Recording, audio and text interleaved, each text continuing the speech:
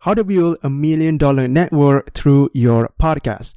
Alright, so in this episode, me and the guest will be going deep into the strategy to get top influencers to notice you. Okay, so we want them to notice us, right? We don't just want to follow them, right? Okay, so we want them to notice us and even better, do a collaboration with them, okay? It could be about doing a live video together or doing a JV partner with them, right?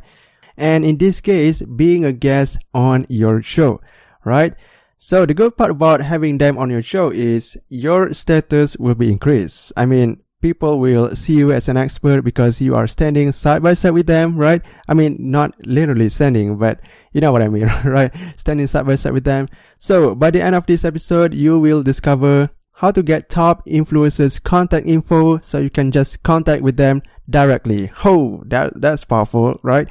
And second one is the strategy to get big influencers to come on your show. This is a really great strategy that you are going to learn today. And the third one is how to maintain relationship with them so you can leverage it over and over and over again. Oh my goodness, that is so awesome. So anyway, just to let you know, this is the first part series of building $1 million network through your podcast. So if you want to get the next part, make sure to subscribe or follow this podcast, okay? There's a cute little button that you have to click. It's called subscribe or follow, right? It's very awesome. It's a cute button. Okay, anyway.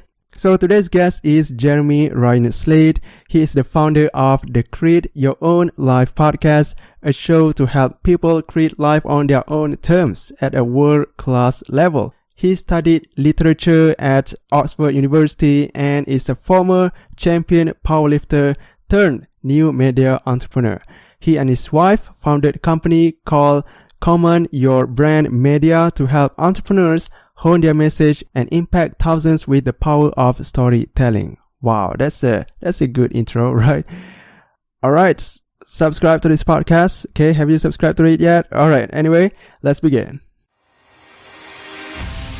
So the real question is this: how would an entrepreneur like us, who literally start from nothing or has limited resources and yet still wants to build an empire, join Ashraf as he answers this big question so you can apply it too. Welcome to Focus on Winning.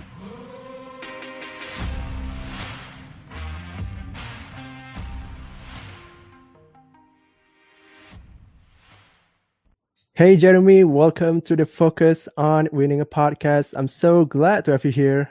Absolutely, man. I'm stoked to be hanging out with you today. You know, I've been looking for so long for this interview because, you know, especially you have been crushing it in a podcasting space and you have a lot of incredible guests I see in your podcast. So really applaud you for that. And you know, you got Russell Brunson, you got Grant Cardone. That was amazing. It's been a busy couple years, man. Oh wow. And the funny thing is actually Russell is also on my list and I want to interview him too. Hopefully I can get him sooner. So since we are going to talk about things that are related to podcasts, so how about what really inspired you to start a podcast? I failed at a lot of different things, man. Like we were kind of talking about before we got started here. I'm a super nerd, so my master's is in ancient history. I studied how the Roman emperor convinced people he was God, and that's what my master's thesis was in. And I came out of that, and then I was teaching high school in 2011, 2012, and then my mom ended up having a really bad stroke, and I went through a lot of different things. Like I was, the first thing I jumped into was network marketing. Then after that, I went into life insurance. Then I was selling products on Amazon. So I was doing like a lot of different things that didn't work. And eventually I had been like a podcast listener since like 2007 when it was still like a lot of like audiobooks in the public domain and stuff like that. So I was like, hey, let me try starting a podcast. And the first one I started was called Rock Your Life. It was absolutely horrible because I was kind of like this like life coachy type thing, which I'm the furthest thing from. So it wasn't very good. The audio quality was horrible. So it just overall wasn't very good for anybody. It lasted about 60 days. We quit after that. And I had like, I think barely 100 listens. And that was in 2014. And then in 2015, I'm like, you know what, let's try this again. and let's really do it the right way. So I looked at like what was missing. Well, I needed better audio production. I needed better guests. I needed better interview skills myself. And it was November 2015, November 20th, actually. So we're about 3 days from my 5-year anniversary as we're recording this, that I launched Create Your Own Life. Oh, this is your 5th anniversary, you say? Yeah, 3 days, it'll be my 5th anniversary. Oh, wow. So hopefully it's not too late to say congratulations. Oh, thanks, man. So how podcasting has changed your life? Well, I guess like just looking back at kind of where we started, like, I was doing a lot of different things that didn't work, you know what I mean? And teaching my couple years out of grad school, like I wasn't super happy. And it's funny because I feel like you're a student, so the natural thing seems to be going to teaching. And it's not the same, right? Because it's a different flow. You go from teaching, learning to teaching, and I didn't fit there. And in the podcast, it was kind of a really good space for me because it let me be the student again, right? Like it let me learn right along with the person listening. So, like it really changed my life. It allowed me to do what I was really good at and build a business and a life around it. And it's been cool, man. Like I've spoken, I think in, 5 different countries. We're in the process of writing a book, which has been incredible as well. So it's been a really, really awesome experience, and it's totally changed my life. Oh, wow. That's inspiring. And what was the one thing you're good at, you say? In terms of like interviewing, or in what way? You said something about it's great to be a student again, and you want to do something that you are really good at. So what was the thing that you were good at? So I like to say I'm not an avid learner. I'm like a rabid learner. Like I really enjoy learning and taking in new information. And that's what like hosting a podcast has really allowed me to do. It's allowed me to talk to lots and lots of incredible people and learn from them and spend time with them. And just that wasn't going to be an option based on what else I was doing. So it's really interesting because it's let me be the ultimate student, but at the same time, help a lot of people doing that. Yeah. I love that part of the podcasting too, because as I'm doing right now, I want to learn from you about this topic. So so yeah, that's a really great thing in a podcast. Okay, what really changed in your life? You said you become a student, and how has that maybe changed your life or maybe your business? Well, I didn't have a business before that, so it kind of changed that as well. You know what I mean? So it's like it's literally changed everything, including my life trajectory and like where I was going with that. Like, I was teaching in private school at 24. Like, I wasn't super happy doing it, so I never thought in a million years like kind of where I am now. Like, running a company with an awesome team and a podcast where I'm talking to lots and lots of incredible people. That just was never really in the cards for me. So it's hard to point to one thing that changed because literally like I'm living a different life than I was, a little over 5 years ago. So it's hard to point to one thing because it's been like a total life change and shift. So it was a really great 5 years of transformational life, I see, because you were into powerlifter before. And, I still am. Oh, wow. I still am. Yeah, I can see that. All right. So so that's what I was doing right before you and I started talking here as I had my morning workout. Really? You went to the gym before? Oh yeah, man. I got to get pumped up. I'm going to be hanging out with you. I got to be making sure I'm like ready to go. That was cool. No wonder you stay fit, man. I really hope I really hope that lasts very long. Yeah. That muscle there. Yeah. All right. So as you know, we are going to talk about building $1 million network through a podcast. So first off, Jeremy, I want to know your views, your definition about $1 million network. What do you mean by that? And I guess you could look at it as a multi-million-dollar network, right? Because the value is a lot more than people think. You're right. Because I think when people do anything, they're like, all right, so I need to get like one sale or I need to get like one, whatever it may be. But actually the connections you're making and the people you're connecting with are way more valuable in the long term, right? So it's like, a great example of that is I spoke in Kiev, Ukraine last year, which was a very cool opportunity. Not an opportunity that I like reached out to get or anything like that, but I got it because of the podcast. So it was an opportunity that came to me because of that. So like when you are, in the podcast space and creating content in that way, like, you're setting yourself up for a lot of incredible things, business-wise, life-wise, and networking-wise, that would really just not be available to your average person because you have a platform and you have a place that you're connecting with people. So I look at it as like an incredible networking tool, really, because like, for you or I, like, if we didn't have a podcast, like, why would people of name like hang out with us? You know what I mean? Like, so it's really kind of gives us this platform where we can really connect with people, but at the same time, we can also teach other people from that. So you have this incredible networking tool. And that's why I look at kind of the podcast as really the center of everything. That's cool. And, you said that you got to speak in the event. How do you manage to speak on stage? So it was just one of those things where I had a great guest. We really connected, and he goes, "Hey, I have this event going on. I'd love you to, we'll fly you in, we'll put you up in a hotel, and I'd love you to speak to our people here." So I got to speak in front of a few thousand, in front of like 1,000 people in Ukraine, which is pretty cool. But I've also, I've flown all across South America, and I've spoken like, I did a 30 gig speaking tour in Peru, which is pretty incredible.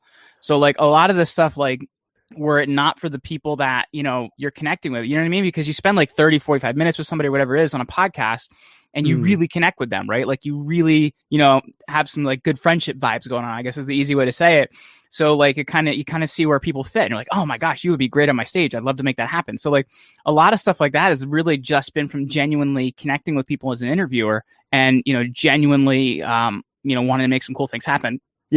Before we get connected with them, we need to kind of like reach out to them first. And that's kind of the hard part, because especially for someone who is starting out. So, how, like I mentioned earlier, you have reached out to Grant Cardone, you reach out to Seth Godin, Russell Brunson. So how do you reach out to them?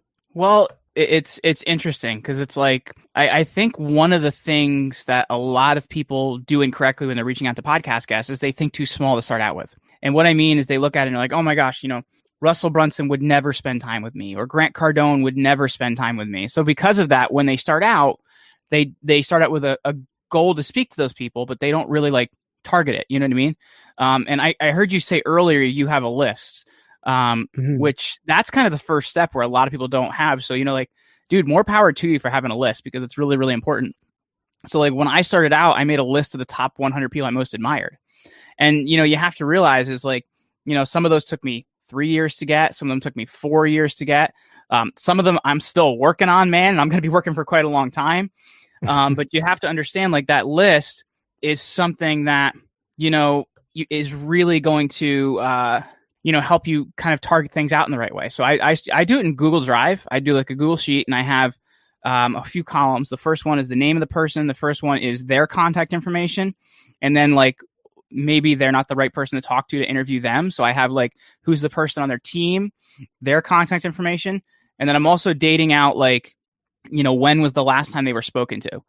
Because a lot of times, like, you'll reach out and you'll just hear nothing back, right? Or you'll reach out and they'll say not now. So I'm putting there like the last time I spoke to them and the last response I got. So that way I know, like, hey, if they didn't say anything, I'm going to follow up with them again in a month. If they gave me a date to follow up with them, I'm going to follow up with them on that date. So it's allowed me to really, kind of run that process. And that's kind of step one, is like knowing how you're going to reach out and how you're going to do it. But the other part is like, ooh, I'm talking a little faster. I got to slow down. I got to catch my breath here, man. The first part is kind of like knowing then like how to actually contact those people. So there's a few different ways that I've done it. Originally, before I knew there were tools for this, I would try different like email combinations. Like I would try and guess people's emails. I'd be like, grant@grantcardone.com. Email would bounce back. I'd be like, I guess that's not true. So I would try like different. It may sound crazy, man, but it's what I initially did. I would like try and like figure out people's emails. And I actually, if it was like their first name and their last name, or like an initial and a last name, I had a pretty good rate. But then I found out there was a tool called hunter.io. And hunter.io, you can put it in any website and it'll tell you like existing emails at that site. So you can kind of like reach out and connect with those people that way. There's also another great tool that I've used before as well. It's called Rocket Reach. I think it's .co. And you can actually search somebody by name and they'll let you know like what contact information exists for them. It's like kind of like a giant online database. And then that was kind of like what got me started. And that's how I got like a lot of the initial reach outs and a lot of the initial contacts and stuff like that. And then I'd say probably like 2 years or more into the game, I realized like, hey, when you want to speak to higher level people, there's kind of a little bit of a different way to connecting with them, right? Because you're either not going to get them or an assistant. You've got to get like their PR person, or you've got to get their publicist, or you've got to get, their manager. So I learned a little bit more in that space. And I've learned that there's like a hierarchy, right? Meaning that if you can get the person, you always have the best shot, and as you go outside of that, like I look at it like a circle, right? So like in the middle is the person. If you can get them, you got it. As you come further out, the next closest person to get them is going to be their assistant. Like, let's say they have a personal assistant that like handles their emails and stuff like that. That's the second one you're going to go to. As the circle widens, the next person you can go out to is their PR person or their publicist, because that person is responsible for like getting them media, right? Like that's the person that kind of monitors a lot of that stuff. And if that doesn't work, as you go further out, you can look at their manager. And their manager is going to be the person that like, maybe manages their different parts of their business, maybe manages their public image. But you're going to have less of a chance getting that person. And then as you go further out from that, that's really kind of the last chance you're going to have, because one of the mistakes I made is there's kind of this whole other realm called the speaker booking like world. And what that means is like, let's say you're going to be a speaker. You go out and you hire, ABC agency. And what they do is they go out and they book you on stages. So when they get an inbound request, they're going to tell somebody it costs money. So I once reached out to, I think it was Darren Hardy from Success Magazine. They're like, yeah, it's $20,000 to interview him. I'm like, whoa. But that's because I contacted the speaker agency, not realizing like that's how it works. So you never want to go through a speaker agent to get an interview is kind of like what I learned there. So then like when I wanted to get some of those contacts, a really good way to do that I found is something called contactanycelebrity. I think it's .com. And what happens is you can go in there and you can find like different contact information for some of the people we just discussed and whatnot. And it's going to kind of really like help you set it up in the right way. So most of the time you just reach out to them by email or initially. Yeah. But then what I would do as well is like cold calling and stuff like that. And that was like really, really helpful too. Because, email just like you may just continue to get no responses. So if there's a phone number, that's always going to give you like a better way to do it. But the thing I found is a lot of these like high-end people, there is no phone contact for them. So just like email was kind of a lot of times the only way. I did branch out to like, as my social media following grew, I was able to start using some of those accounts because, they look large enough where people are like, oh, that may be interesting. And that person may be legit. And that was something I've started using, I guess, probably in the last year and a half, I would say. Oh, okay. That's quite amazing. And have you so you reach out to them by email, and do you reach out to them from their manager first and then reach out to them after that? So I kind of like go for what I can get a response with. You know what I mean? Like you kind of reach out, you get nothing, or you get an auto response. Like you try one for a while, right? And if it doesn't work, and it's like, all right, maybe I'll try their publicist and see what's going on there. So you kind of keep working it until you get a response somewhere. You know what I mean? Like, okay. It's not, there's not really like a magic formula to it, but it's like you kind of keep working one level till you get to the next level, to get to the next level. You know what I mean? Mm-hmm. And what was the hardest process you ever done to get one person on your show? Maybe something that involved sending physical product. No, so it's just one that took a long time. Like Dave Asprey from Bulletproof Radio, I had on the show. It took 3 years or 2 years initially. I think 2.5 years initially to like get the, hey, yes, let's do this. But then what happened was they're like, yes, let's do this. It then took a year of going back and forth to like actually get the actual date set. So like we were talking about it when I was in the 300s, and by the time it got published, I was in the 500s. You know what I mean? So it's like also, I think that lead time can be a lot longer than people think as well, because you're like, oh, okay, yeah, cool. I got a yes. Let's get this up as soon as possible. And it's like, at the same time, busy people are really busy. So it could take a while to get in touch with them. That's nice. And have you spent money to get any person on your show? Never. I've never paid money for a guest. Nice. Oh, that's impressive, because I thought you would spend any, because a lot of your guests are actually incredible, and that was quite surprising. You didn't spend a dime. Well, not for real media. You don't pay for it. You know what I mean? Because it kind of changes the flow of the whole thing if people are paying for it. In terms from the standpoint of like, so like I run a PR agency, and then people pay us to like do the work for them and get them booked on stuff. So like in the PR world, that's normal. But a lot of times, unless somebody's doing like a like featured speaking gig, they're usually not going to get paid for the speaking gig. You know what I mean? So it's like, that's if you're kind of, growing your show, you're kind of getting the right people on, like getting the right positioning and stuff like that. It's a process, and it's definitely going to take some time, but you can work towards it. Yeah. That's awesome. And okay, so let's say if we already got, someone like Russell Brunson on our show, and we kind of like interview them, and then after the interview, we kind of like we don't get to talk to him anymore. And since we are trying to build $1 million network, we want to stay in touch with them always. So how do you stay connected with them, with your guests? Yeah. So in part of that, and that's a really great question, by the way. Nobody's ever asked me that question, but it's one that makes a lot of sense. Is like figuring out how to continue that in a way that makes sense, right? Because a lot of times they don't run their social media, they don't run their email and stuff like that. So it could be like mailing stuff to their place of work, like maybe send them something cool or something like that. Like, to me, that's been the best way to keep in touch with people. Like, I had a guest one time. I collect old and rare books. It's a weird thing I do. Like, I collect stamps too. Don't even get me started. But like, I had a 1916 copy of the collected works of G.K. Chesterton. One of my previous guests that, is like super famous and doesn't really manage his own media and stuff like that. I sent him a book. And I sent him that book, and it was something that he really enjoyed. So then I got his personal email, and we were able to connect that way. So it's kind of like figuring out how you can continue to build that relationship and put yourself in situations where you can connect with them. Because a lot of times they don't, like you said, they don't run their email, they don't run their social media and stuff like that. So it's figuring out how you can creatively, using traditional mail, kind of get in front of them. But that's the thing people don't think of. So sending physical stuff, that maybe requires some money, but how about something? Well, that's definitely going to require some money. Oh, okay. and something that doesn't require money, smoke signals. Other than that, man, like if you're going to really follow up with somebody, like it's definitely going to cost you something, especially if they're like, a little bit more famous, right? Because there are a lot of those barriers there. Yeah. So kind of in that way, the paid campaign or whatever is kind of the thing that allows you to out-create that. But there's really, honestly, no free way to keep up with people that are really, doing big things. And I believe that method that you are doing is similar to the term that is being thrown out there. I think it's Dream 100. Have you familiar with that? Yes. So I didn't. It's funny because you're talking about the Chet Holmes Dream 100.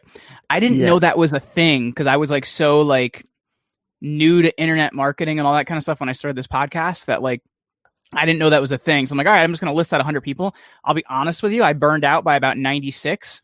So there was only like 96 people on that list. And once I got to like 50, I really started running out of names. So what I did is I went to Amazon and I looked for people that were writing books on different topics and I added them to my list. But by about 96, I'm like, all right, well, that's probably a good number. So I didn't quite get to 100, but I got darn close. That's actually a good number for me. It's a bigger number than most people would think with, you know what I mean? Yeah.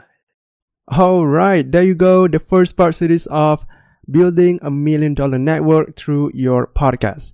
So on the next part, we'll be talking about how to make partnership with high-level people when you start from nothing, how having $1 million network can amplify your business, how to leverage the network with the guests so they always want to work with you. Okay. So if you want the next part delivered right into your podcast platform, make sure to subscribe or follow this podcast. Okay. And when you click that button, when you click that subscribe or follow button, you will discover more about how to use social media for your business, how to create content the right way so you can always sell to your audience with your content. Okay. How to craft the message. That's the most important part in social media. So click that button, click that subscribe or follow button, okay? And if you want to know how to craft the right message to them, make sure to visit bit.ly/client4you. That's bit.ly/client4you. And if you don't know the spelling, the link is in the description below, alright? So always remember that winners focus on winning. Until then, stay winning.